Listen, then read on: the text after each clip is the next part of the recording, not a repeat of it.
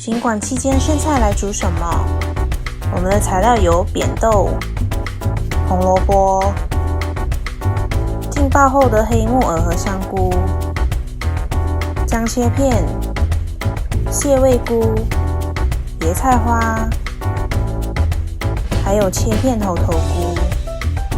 调味方面有1汤匙木薯粉、1汤匙素蚝油、半茶匙盐和胡椒粉。浸爆干香菇的水，1汤匙的酱油，大火把锅里的水煮热，倒入椰菜花煮大概30到45秒，然后捞起备用。把锅弄干后，加入少许的油，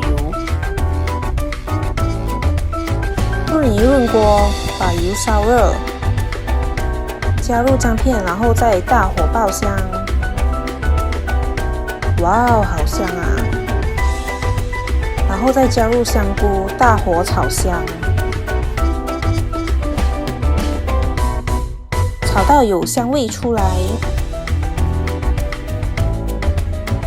香菇推开一旁，加入少许的油，油热后加入猴头菇翻炒，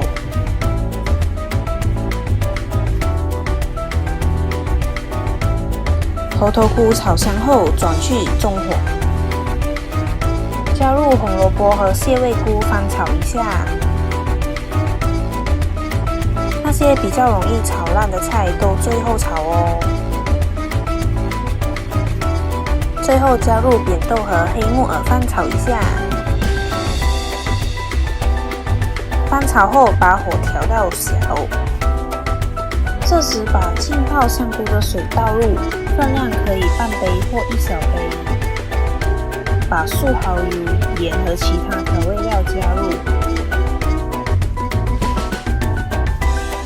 把椰菜花加入，中火翻炒10到15秒。若你有白菜花和腐竹也可以加入哦。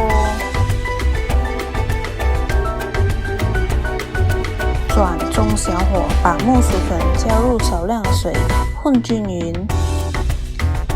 一边搅拌汤汁，一边加入这淀粉水，将汤汁收浓。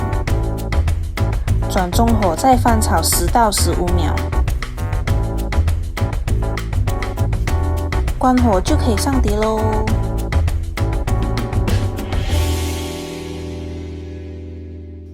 一盘简单的素罗汉斋完成喽，真的很香，